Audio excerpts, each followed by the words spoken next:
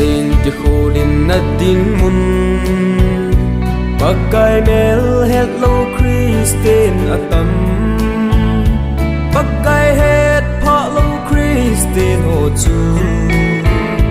Athisa ahiuve kikhol'in Ahingla hingala Athisa lhagao lamvai Christin atam Huhhingpu Leng Jesu kisanlou Athisa ahiuve kikhol'in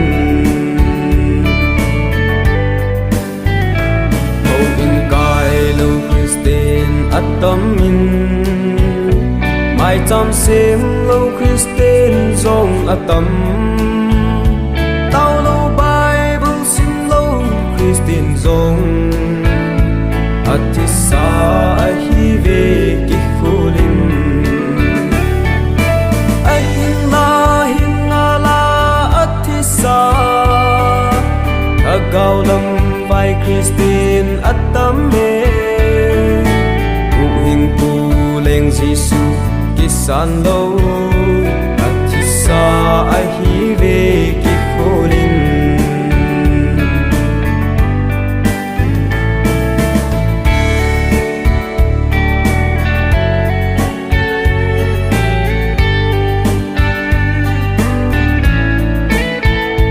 Nailut na nailu Christin atam Pagkay ba chơi lâu Christin atam Thil pa bol ding nom lâu Christin zong Athisa ahiuve kikhol'in Ahingla hingala Athisa lhagao lamvai Christin atam Huhhingpu Leng Jesu kisanlou Athisa ahiuve kikhol'in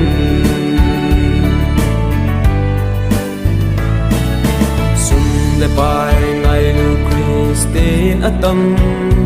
Thin na hin ho mang lâu zong atam Mai phave Christin ho zo si zong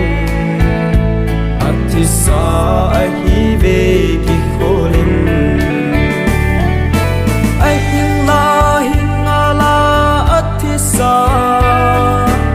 lhagao lamvai Christin atam Huhhingpu Leng Jesu kisanlou Athisa